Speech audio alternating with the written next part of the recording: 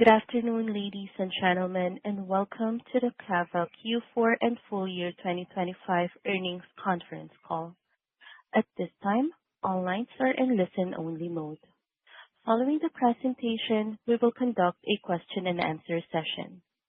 If at any time during this call you require immediate assistance, please press star zero for the operator.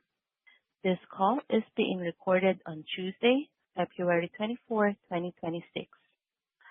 I would now like to turn the conference over to Matt Milanovich, SVP Finance. Please go ahead.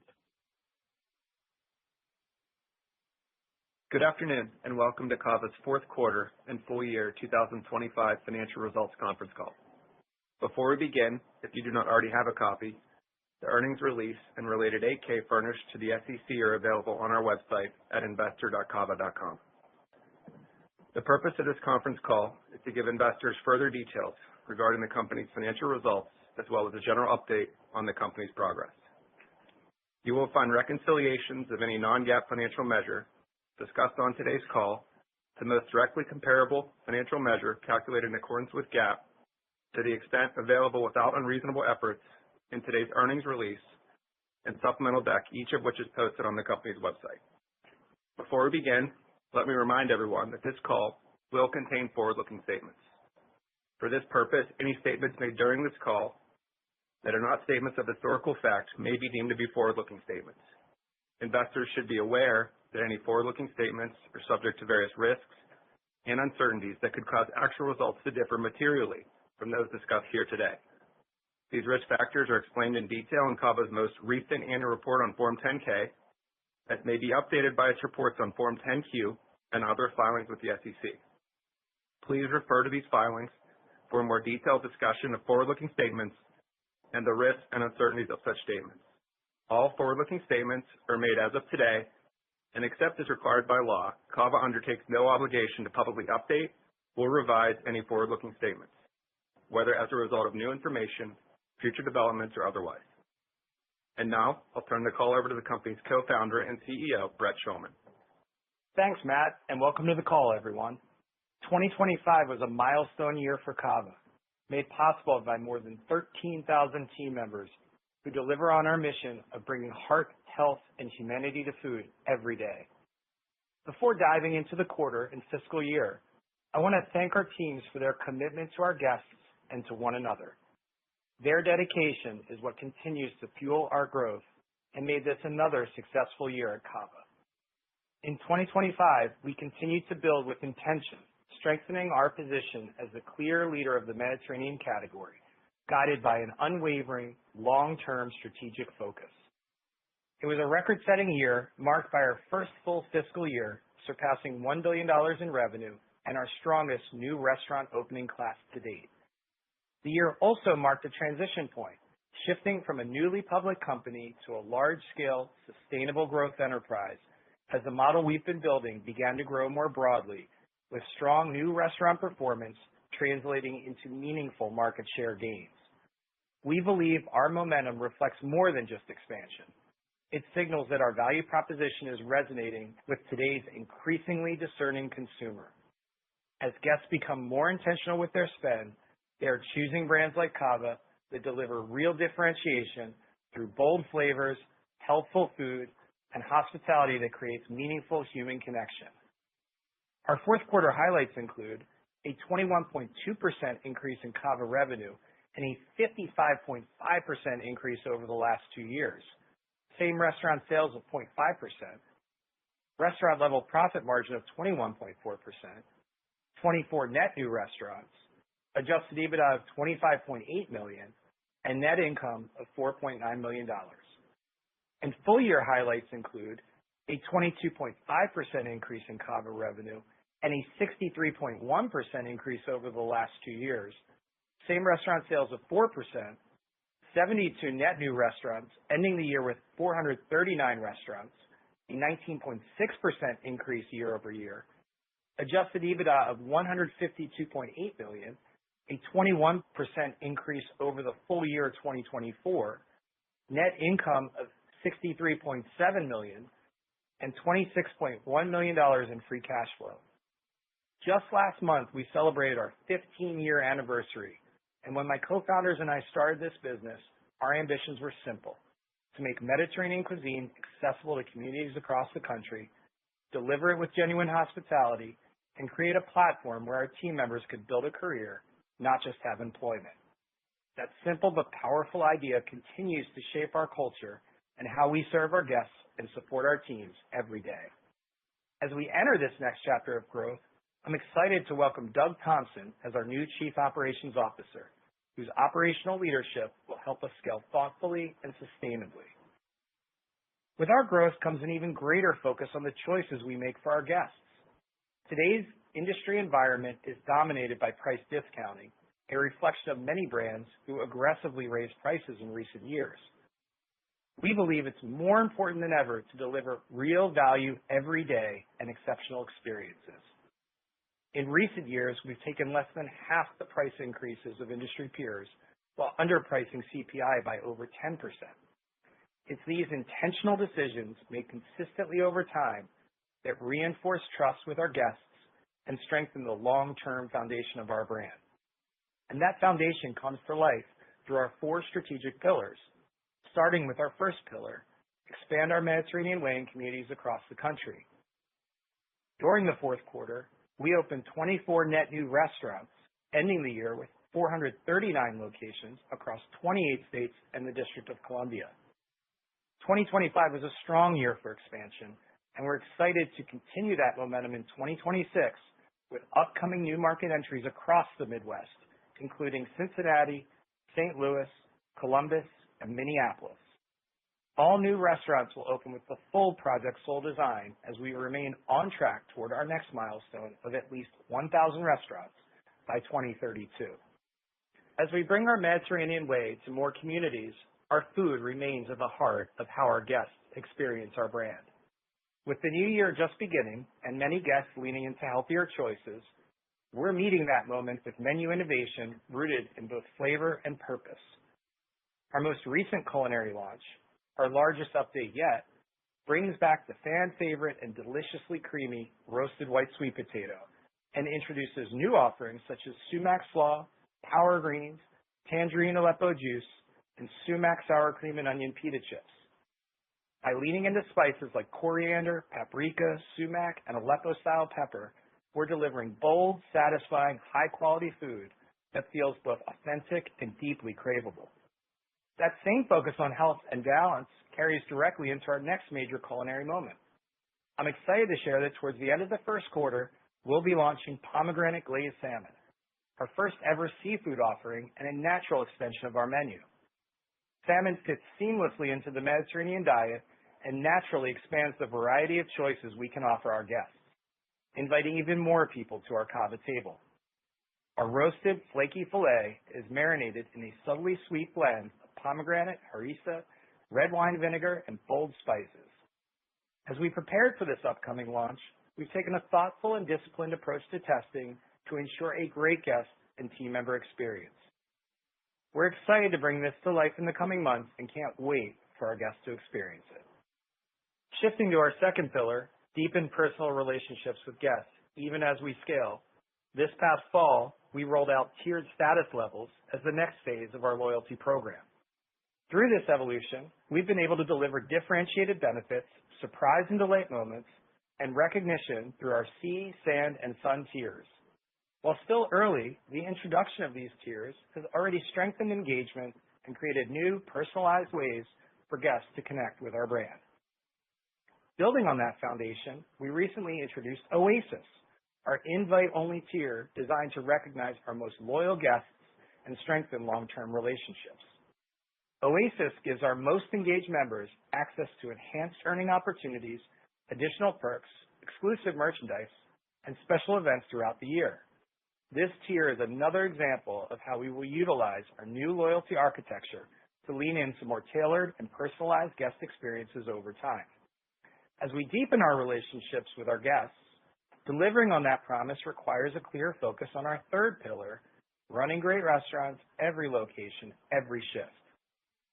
Our team members remain at the core of our business, and enabling them with the right tools and technology is essential to delivering great guest experiences every day. A strong operational foundation allows us to consistently elevate hospitality, improve order accuracy, and enhance speed and service across our restaurants. Over the past year, we've continued to invest in technology that simplifies execution and makes our restaurants easier to run, including the rollout of our kitchen display screen system.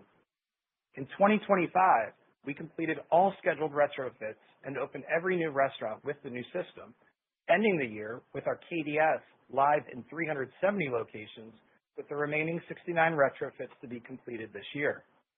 This was a meaningful cross-functional effort driven by a shared focus on supporting operators and improving the day-to-day restaurant experience. In that same spirit, we've completed the rollout of TurboChef ovens across our entire restaurant base, giving team members the equipment they need to execute consistently as our menu continues to evolve.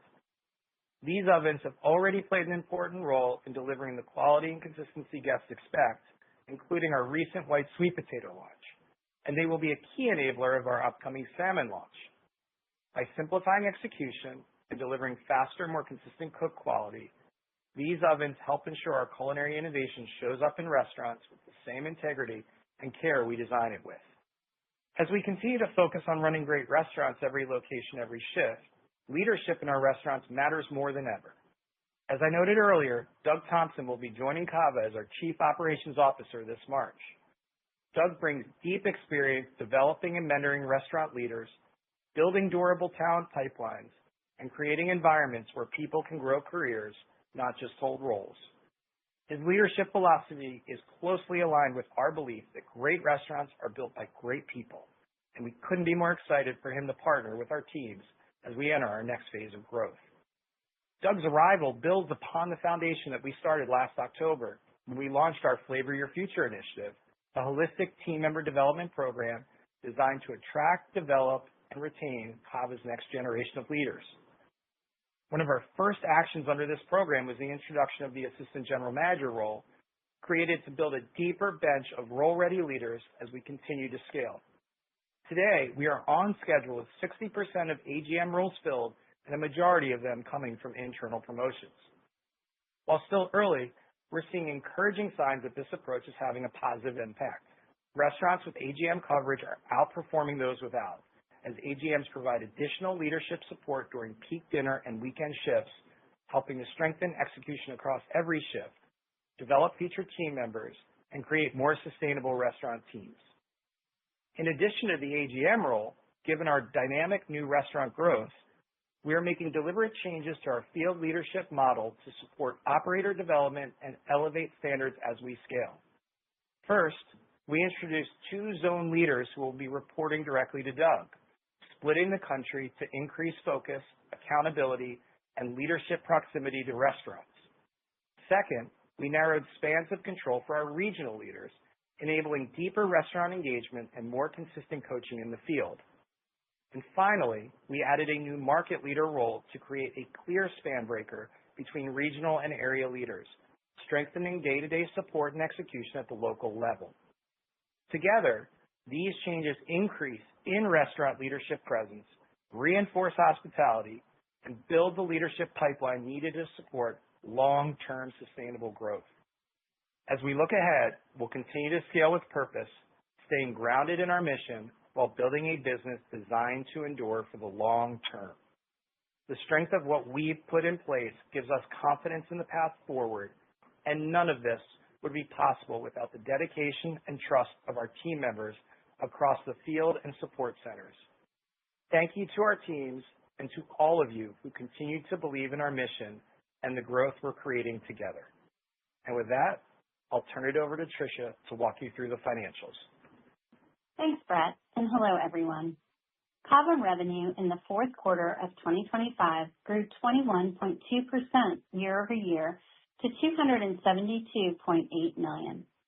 During the quarter, we opened 24 net new restaurants, bringing our total CAVA restaurant count to 439. Same restaurant sales increased 0.5%. On a 2-year basis, same restaurant sales accelerated 170 basis points to 21.7%. On a 3-year basis, same restaurant sales remained relatively stable at 33.1%. Our unit economic model continues to be strong, and we remain confident in the underlying structural strength of the business. We had a record-setting year with our new restaurant productivity remaining above 100% and our 2025 NRO AUVs trending above $3 million, underscoring the resonance of our brand. CAVA restaurant level profit in the fourth quarter was $58.3 million versus $50.4 million in the fourth quarter of 2024, representing 15.7% growth. CAVA's food, beverage, and packaging costs were 30.4% of revenue, a 50 basis point increase from the fourth quarter of 2024. This increase reflects tariffs and our limited time-only chicken shawarma offering. CAVA labor and related costs were 27.1% of revenue, a decrease of approximately 20 basis points from the fourth quarter of 2024. This decrease reflects leverage from increased sales, partially offset by an investment in team member wages of 1.5%. CAVA occupancy and related expenses were 7.6% of revenue, flat with the fourth quarter of 2024. CAVA other operating expenses were 13.4% of revenue, reflecting an increase of 60 basis points from the fourth quarter of 2024. This increase was due to a higher mix of third-party delivery and ongoing technology costs associated with our kitchen display system rollout. Shifting to overall performance, our general and administrative expenses for the quarter, excluding stock-based compensation, was 10.5% of revenue, compared with 10.4% of revenue in Q4 of 2024. This 10 basis point increase was primarily due to investments to support future growth, partially offset by leverage from higher sales. Pre-opening expenses were $4.6 million in the current quarter, compared with $2.7 million in the prior year quarter. The $1.9 million increase includes a higher number of units under construction and increased costs on a per unit basis. Adjusted EBITDA for the fourth quarter was $25.8 million, a 2.6% increase versus Q4 of 2024. The increase in adjusted EBITDA was primarily driven by the number and continued strength of new restaurant openings, partially offset by investments to support growth, including higher pre-opening costs. For full year 2025, equity-based compensation was $18.1 million. In 2026, we expect stock-based compensation to be between $22 million and $24 million, which includes our new program to provide equity grants to general managers. In 2026, we plan to adopt a performance-based LTI program, which would transition from a 4 to 3 year vesting period, accelerating expense recognition without changing total equity granted. Approximately 55% of this expense will be recognized in the first half of the year, given the timing of payroll taxes associated with RSU vesting and the extra period in Q1. In 2025, our effective tax rate was 10%. For the full fiscal year 2026, we expect our effective tax rate to be between 25 and 30%, with a slightly lower rate in the first half of the year versus the back half due to the timing of equity-based vesting.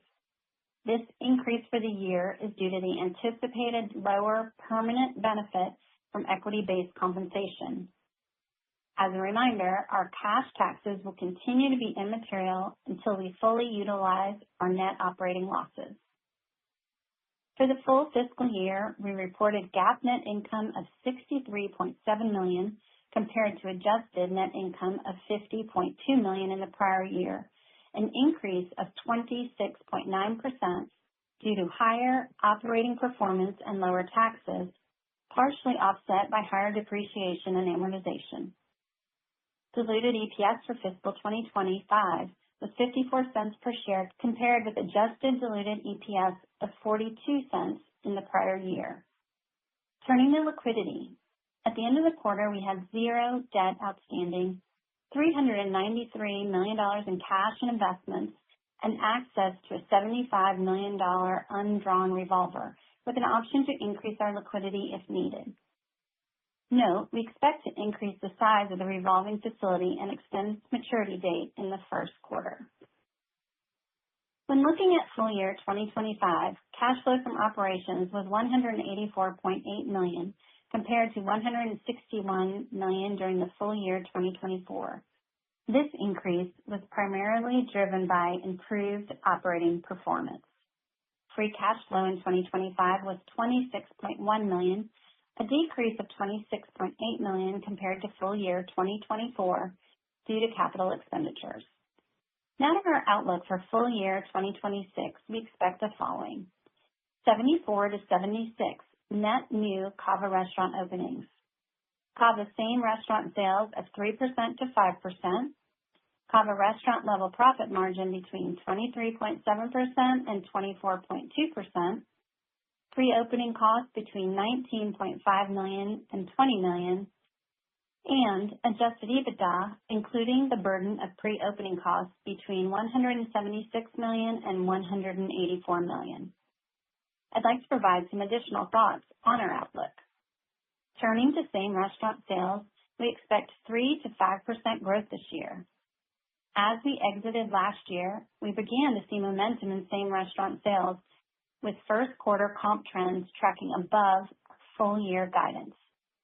Having said that, given the dynamic consumer backdrop in 2025 and uncertainty across today's macroeconomic landscape, our guidance for the rest of the year assumes a low to mid-single digit same restaurant sales, which is in line with our long-term algorithm.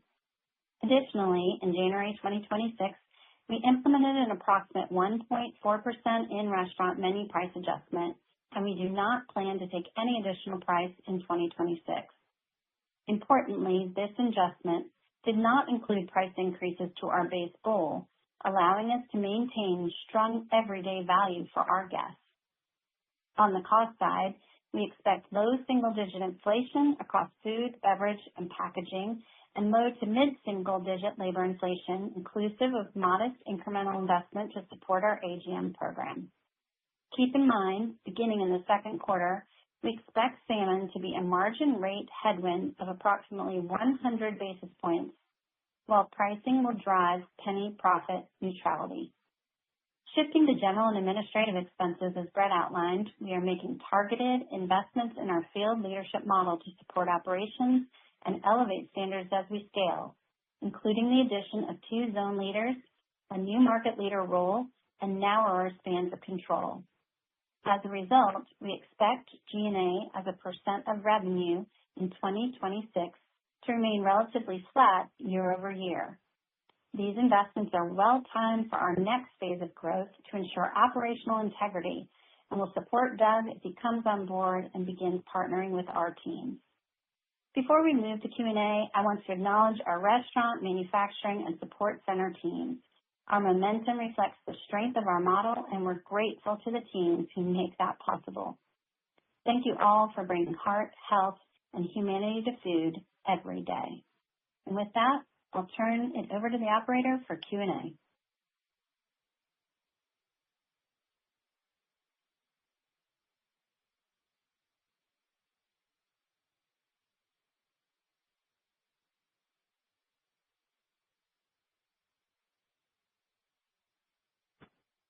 Princess, you there?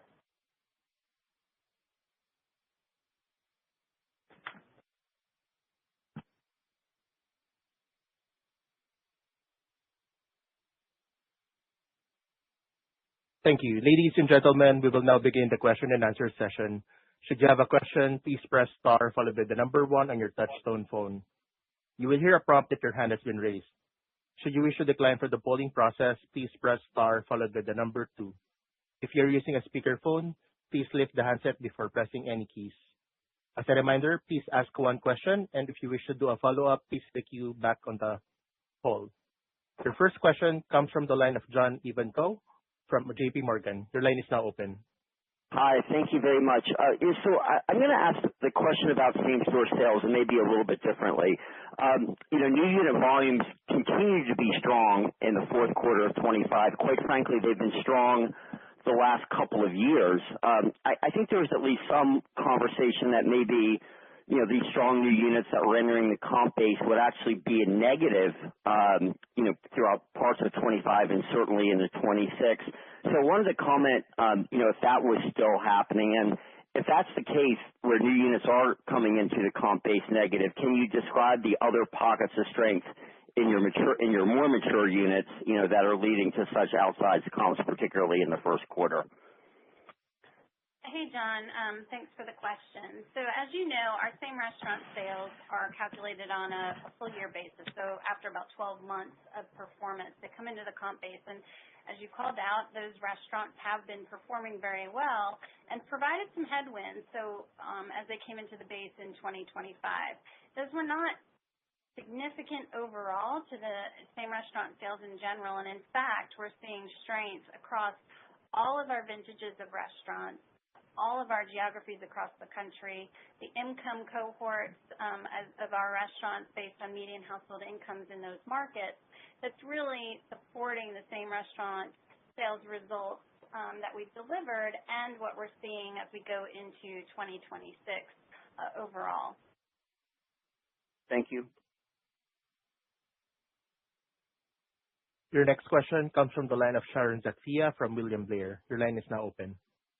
Hi, thanks. I guess just to follow up on John's question, can you talk about what your assumptions are for new unit productivity in 26, kind of embedded in your guidance? And then, Tricia, on the comps, is there any inherent reason other than just general macro uncertainty that you would expect comps to decelerate the rest of the year? It seems like salmon would also give you some extra ticket there. Thank you. Thanks, Sharon. So our new restaurant productivity assumption included in our guidance is about 90%. As you know, our 25 cohort delivered over 100% productivity, but we wanted to be very thoughtful in our assumptions as we went into 2026. And we're seeing good results so far, but our guidance reflects a 90% new restaurant productivity assumption.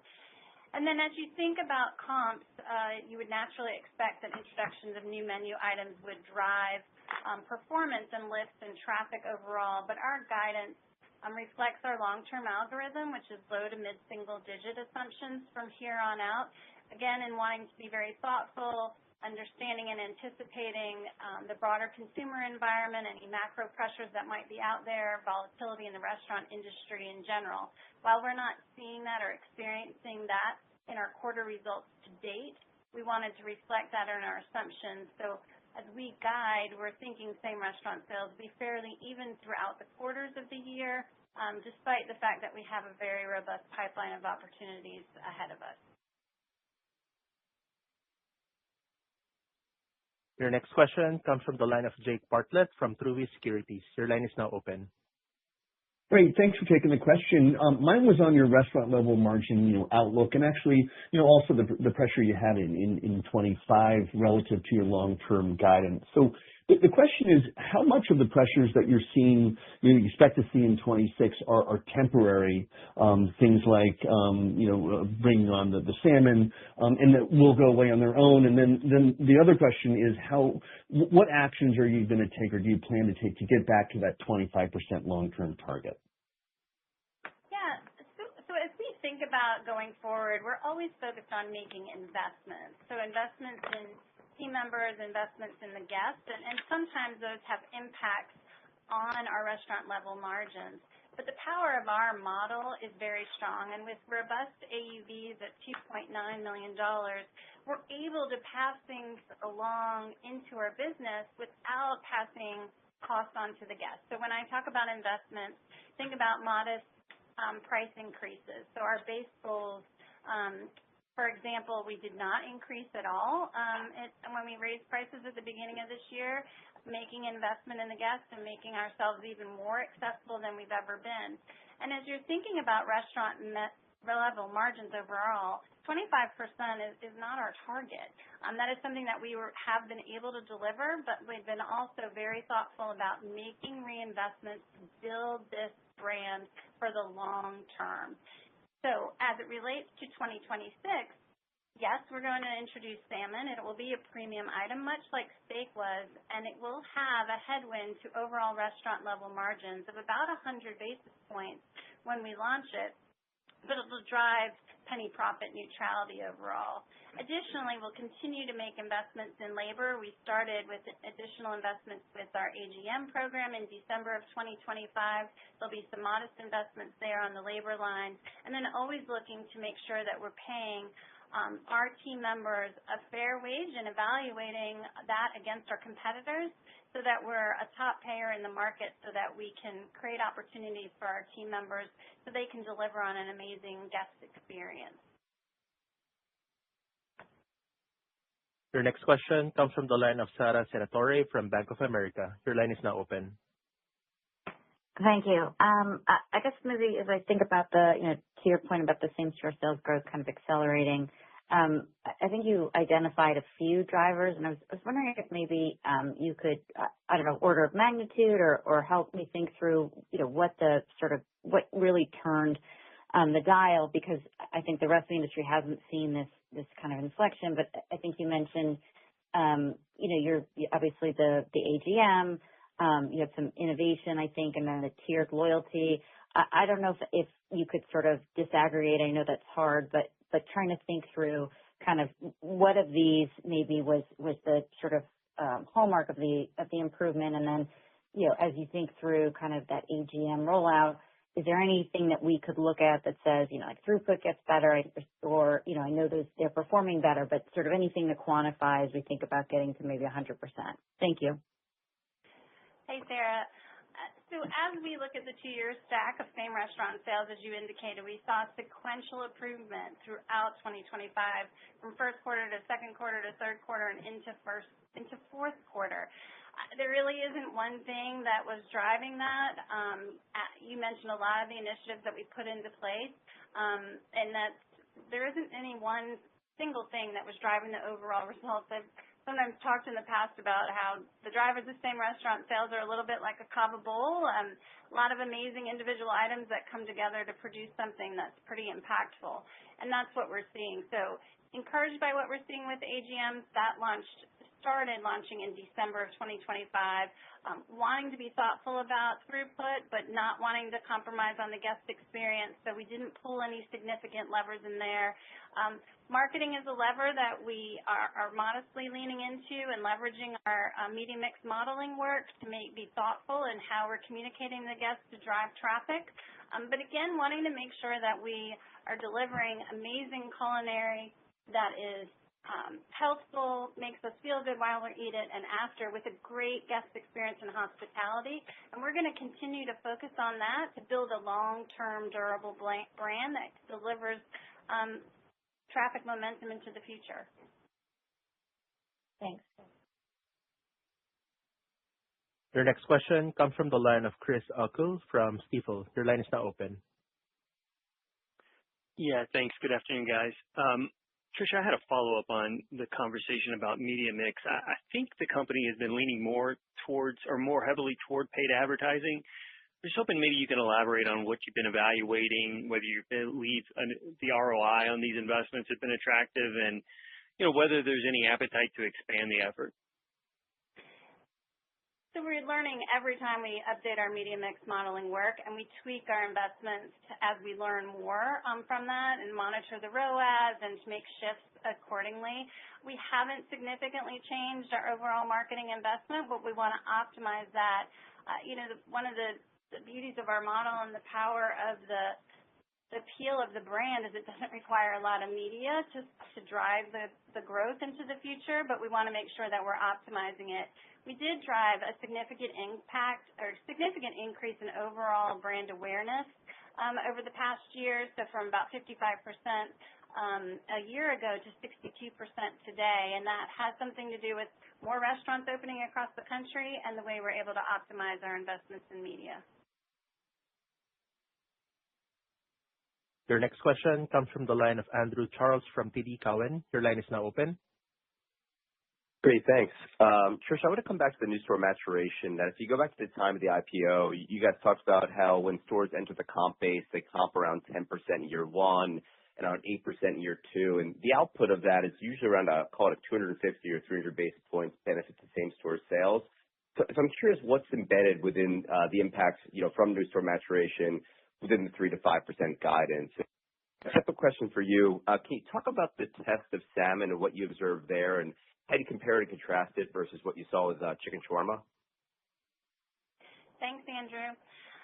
So yes, what we shared when we were on the IPO roadshow was that a new restaurant would start at about 2.3 million in AUV and grow about 10% in year one. And in fact, over the past 2 years, we've seen those restaurants open much higher than that and experience, in some markets, a bit of a halo around those openings. We find that over time, those restaurants at about month 18 start to perform more like what we would have seen historically. And it's a reflection of that increase in brand awareness, the excitement around the brand, and the momentum that we're actually seeing. But at the end of the day, the cash-on-cash returns are much stronger because we're pulling forward those revenues such that in year two, we're exceeding what our expectations were both on the top line and the bottom line from perspective. And so when we think about guidance, we know what we saw in 2024 with that cohort of openings, and we've modeled 25 impact of openings on 26 to be slightly larger of a negative impact in guidance than what we experienced in 2025 because those 25 openings were stronger than the 24 cohort themselves, and that has been built into the guidance overall. You asked also about the salmon test versus chicken shawarma. Bringing in salmon at the end of the quarter, it's amazing pomegranate glaze, and in test results, performed a little bit better than chicken shawarma, but we've also been very thoughtful in how we're building that into our guidance assumptions and going back to, we looked at trends quarter to date, layered on a low to mid-single digit long-term algorithm assumption for the rest of the year. So we've been very thoughtful in how we're applying any new culinary initiatives that are going to roll out. It's very helpful. Thank you. Your next question comes from the line of Danilo Gargiulo from Bernstein. Your line is now open. Okay, I'll give a little breather to Trisha and ask the question to Brett this time. So, Brett, I wonder if you can elaborate on Project Soul more. How many stores now have the new design, early learnings that you're seeing, or different experiences from consumers, and if there is any financial metric that you're willing to share regarding the outperformance or underperformance or equal performance of the stores versus the control group, that would be helpful as well. Thank you. Hey, Danilo, thanks for the question and giving Trisha a breather. We have Project Soul or elements of Project Soul in roughly 100 locations to date. Every new restaurant gets the full Project Soul design, and we have seen improved aesthetic scores from our guests. They certainly feel the warmer environment, the more vibrant environment, and an environment that's more evocative of dwelling for a bit and sharing a meal in our physical space. So it certainly is communicating our brand essence in a compelling way, and we're excited to roll it out in all new restaurants. And then as older restaurants age, we'll go back and remodel and apply the Project Soul design to those aging restaurants. As far as the quantifiable impact, we have not disclosed that to date on what we've seen from a Project Soul perspective. Okay, thank you. Your next question comes from the line of David Tarantino from Baird. Your line is now open. Hi, good afternoon. Brett, I'll keep you involved in the conversation here. I wanted to ask, I guess 2026, according to your guidance, will be the year where you cross over the 500 unit mark. And I know you and I have talked about that being a critical point where you need the right infrastructure and right systems to support growth, for the next 500 or so units. So I wanted you to maybe give an update on where you think you are in terms of, what ideally you need in terms of systems, infrastructure, people? I know you mentioned the field leadership model that you recently rolled out, but I guess any other changes do you think you need to accomplish the growth you want to, beyond this year? Yeah, thanks, David. I mean, I feel good about where we stand from a manufacturing infrastructure, a technology infrastructure, our digital ecosystem we've invested heavily in, our data infrastructure. We made a lot of progress in the past year on our new data foundation to be able to leverage modern data technologies and LLMs and really unlock productivity improvements in the business, both in our restaurants, on marketing, and insights across corporate. Certainly, the priority from an infrastructure standpoint beyond what we've already built is deepening and broadening our people development pipeline. And I referenced it in the prepared remarks as Doug comes on board in the new Flavor Your Future platform we launched this past fall. So very excited to create real, clear, explicit development paths and have a developmental system that takes our team members from entering our door as a team member on the line to growing into a multi-million-dollar restaurant leader. That is the biggest governor, as I've said, to our growth. And I feel good about where we stand today, but this is really to ensure that we have the foundation in place that, our guidance is for 74 to 76 restaurants next year. But as we continue to grow our compound annual unit growth rate, we'll be staring down the barrel of 100-plus restaurants a year that we've got that role-ready bench of leaders and career paths for them. And then lastly, I'll say, we also referenced in the prepared remarks some of the infrastructure we put in the kitchen to make sure not only from simplicity of operations, but flexibility from an innovation standpoint, our Turbo Chef ovens, as well as from an execution standpoint on digital order accuracy, our new KDS system. So feel good about where we stand. And as Tricia talked about, we continue to reinvest in our teams and in our guests for long-term sustainable growth and long-term sustainable restaurant-level margin expansion. Great. Thank you. Your next question comes from the line of Brian Harbour from Morgan Stanley. Your line is now open. Yeah, thanks. Good afternoon, guys. Maybe just, now that you have a new COO in place, what you talked a lot about people, but I guess what are some of the other kind of, operations priorities, or what are some things that you think can really make the difference as we think about this year and next on the operations side? Yeah, Brian, thanks for the question. Certainly, number one priority is that people development pipeline. Number two, I'd say, is elevating our hospitality to truly be reflective of our Mediterranean brand essence in every interaction that every guest has across our restaurants. And lastly, I'd say to just elevate the consistency of how we deliver our operational execution, every location, every shift, whether that's Sunday night, not just peak lunch on a Wednesday.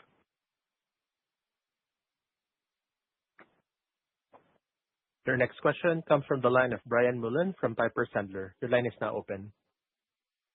Hey, thank you. Just wanted to ask about catering. Can you update us on what you're learning or testing for in the Houston market? Is the plan still to test in a new market at some point this year? And then just related to that, I'm not trying to get ahead of ourselves with this, but when you do decide the business is ready for catering more broadly, do you envision kind of a region by region, or would it be something you'd look to turn on everywhere? And does that require dedicated sales, or are there other ways to grow awareness? I know you believe there's demand, so just your take on all that. Yeah, thanks, Brian. We certainly are excited about the potential of catering and the demand we see. And we are also very sensitive to making sure that we do this thoughtfully to set our operators up for success and to be able to deliver on the guest experience we're committing to. So we do expect a second market test in addition to our ongoing Houston market test later this year, and would see a potential expansion in 27 to additional markets. I don't think you'd see us go from a standing start to a national launch, but I do think we would get to a certain point of markets with catering that we felt confident enough that we have perfected and refined our catering channel that we would then move to a national launch, progressing through our stage gate process. So we've had tremendous learnings to date. We have progressed and formalized our packaging. We are working on the final technology that will roll out into that second market test. from a self-service model. We have an internal sales team that harkens back to our Zoe's Kitchen days. So we've got a great B2B sales team in place already. So a lot of the elements there, we're just trying to be very thoughtful and very, very methodical because the production rhythm of catering is very different than our traditional channels of in-restaurant and digital. It's highly concentrated, high volume.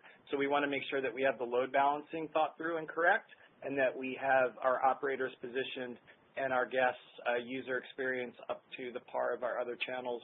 And, once we feel like we've got that in a position we feel very confident in, we'll be very excited to take advantage of the demand that's out there and launch the catering channel. Your next question comes from the line of Logan Reich from RBC Capital Markets. Your line is now open. Hey, good evening, and thanks for taking my questions, and congrats on the really solid quarter. My question was on the Q1 to date performance. It seems like you guys have had a pretty material improvement from Q4 relative to some other players in the industry. Where do you guys think the outperformance is coming from, and what are the key drivers of the improvement you guys are seeing year to date? And then if you could just quantify the impact of anything you're seeing on the weather in January, that'd be helpful. Thanks. Yeah, Logan, it's Brad. I'll take this one. As Tricia noted earlier, sequentially, we had a 2-year improvement every quarter last year. And we tried to stress after Q2 and Q3 the idiosyncratic nature of some of the, high hurdles we were lapping, including the launch of steak, as well as you had things like government shutdown and some other things I know other brands are dealing with. But I felt like at the time it was obfuscating, and we noted the underlying strength we were seeing in the brand. And we talked about this as it relates to our new restaurant openings, our best class ever. So we were seeing that strength underneath, and as we cycled through some of those short-term cyclical headwinds, we've seen those comps reaccelerate and reemerge. And I also think, we focused on delivering great value every day. And there was a very intense promotional discount environment in Q2, Q3, and somewhat Q4.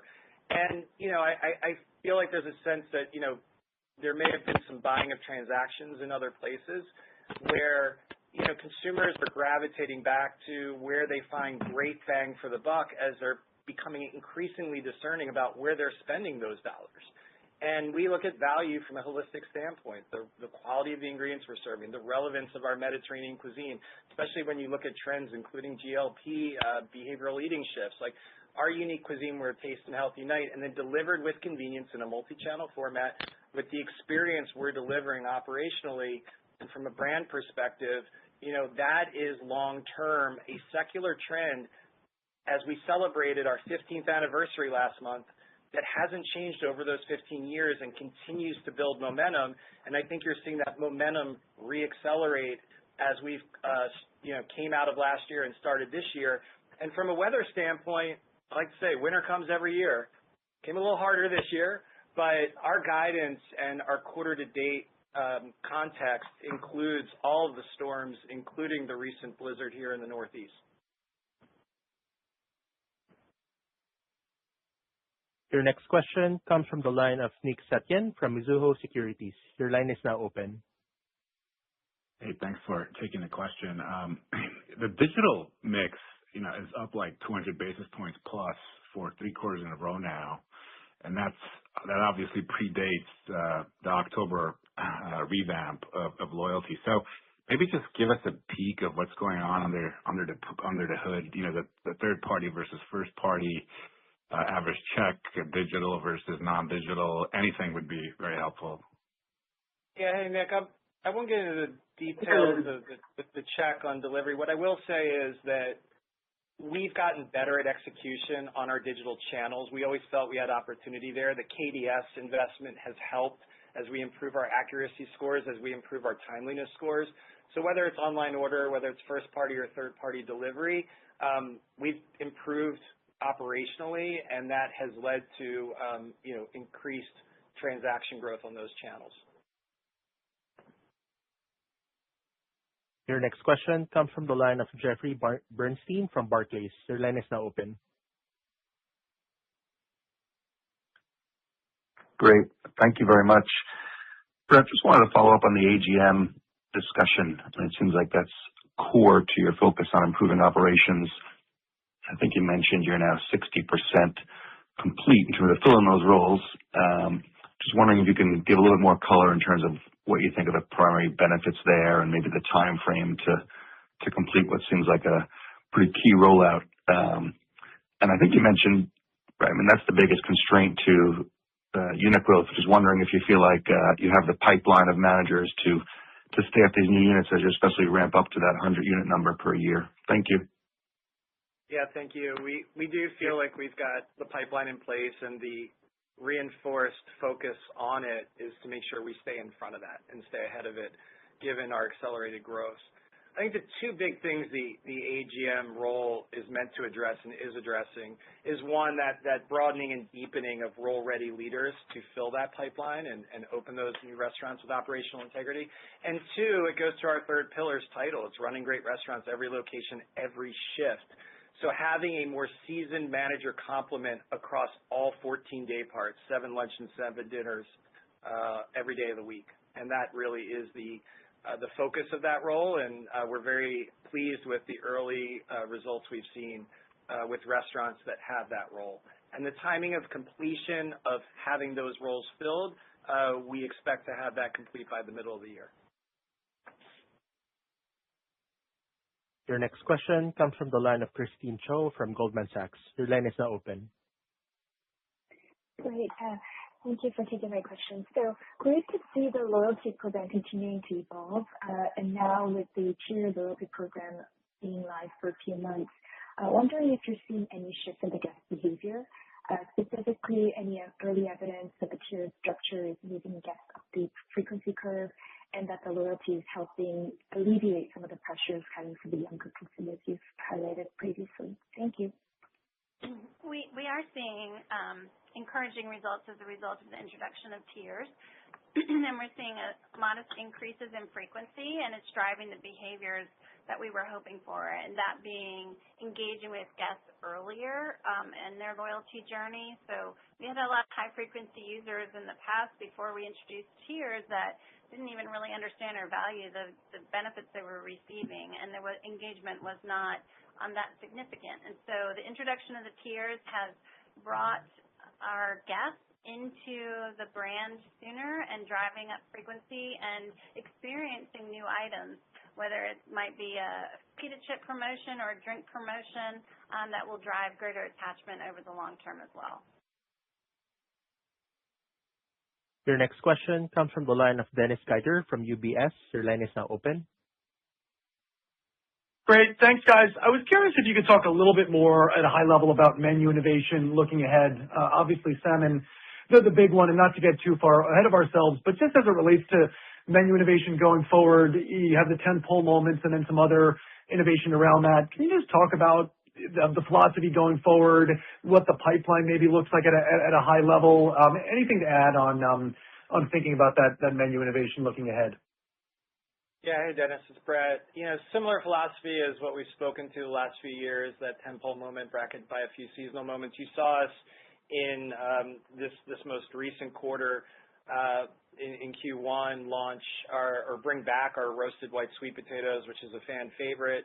We launched a new greens mix, our Power Greens blend, which has been very popular, our tangerine Aleppo juice, and our new sumac sour cream and onion pita chips, which are delicious. I encourage all of you on the call, if you haven't tried it yet, you got to try them. So really building out our pita chip platform as a flavor innovation platform, which has helped drive incremental attachment of our pita chips and snacking and side occasions. As far as innovation in the protein category, salmon, as we've talked about, is launching before the end of Q1.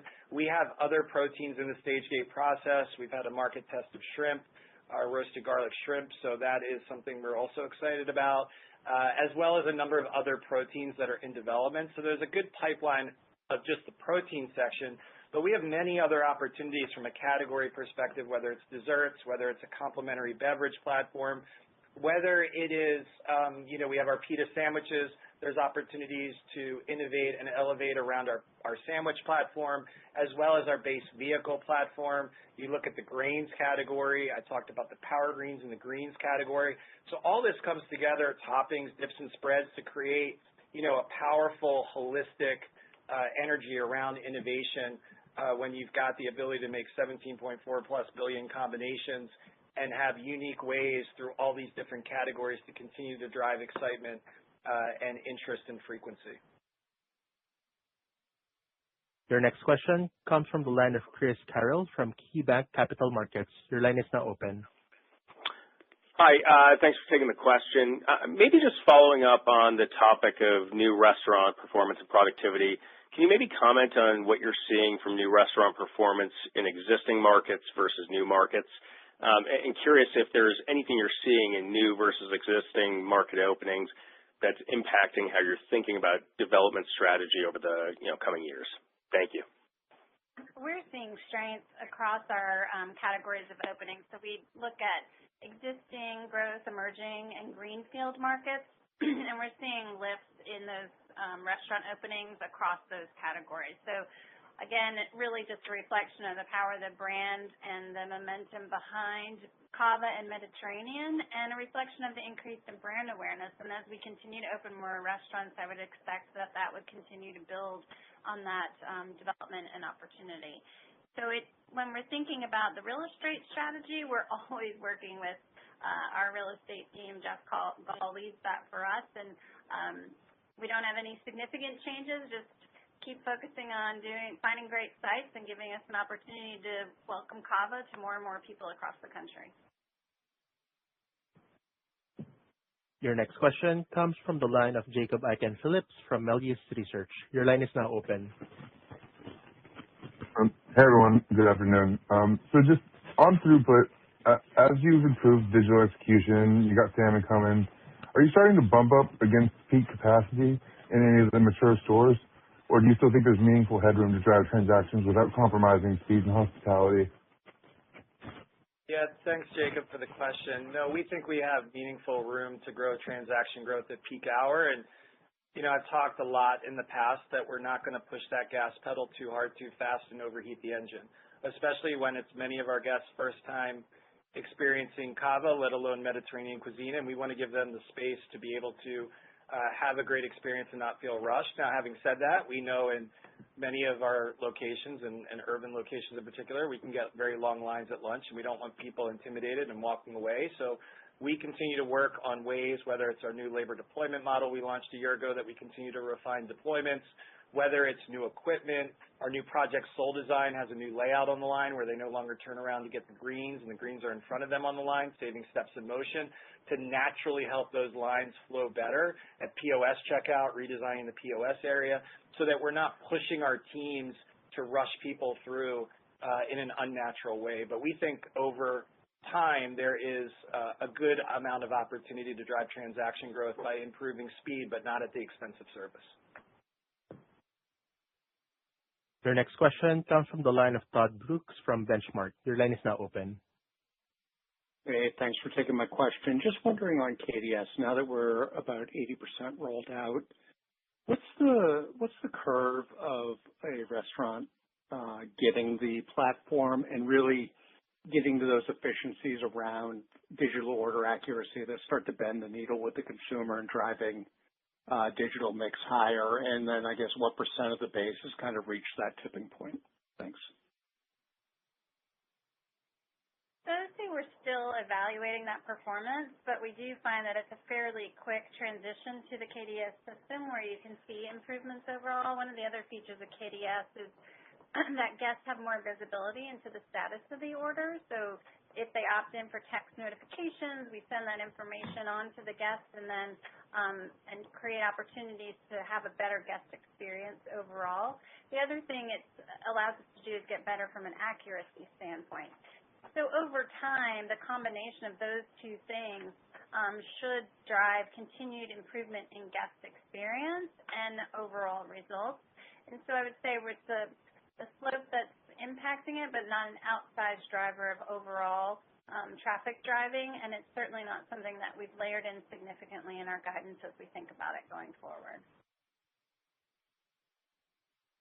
Our last question comes from the line of Brian Vaccaro from Raymond James. Your line is now open. Hi, thanks. Just a quick one on loyalty for me, and sorry if I missed it, but how many active users were in the program, either current or exiting 25? And could you frame the percent of sales that are being driven by the program and how that might compare to prior year? Thank you. It drives about a third of our overall sales through the loyalty program, and we haven't given a number on active users in the program. We're pleased with the progress we're making, and we'll continue to enhance the program itself and keep moving forward from there. There are no further questions at this time. I will now turn the call over to our co-founder and CEO, Brett Schulman. Sir, please continue. Thanks for joining today. Before we wrap, I want to take a moment to thank our entire team for their dedication and commitment. 2025 was a milestone year for CAVA, and it was only possible because of the team members who bring our mission of heart, health, and humanity to food to life every day. As we look ahead, we're energized by the opportunity in front of us and confident in the foundation we've built for the next phase of growth. We look forward to sharing our progress and speaking with you again in the spring. Ladies and gentlemen, this concludes today's conference call. Thank you for your participation. You may now disconnect.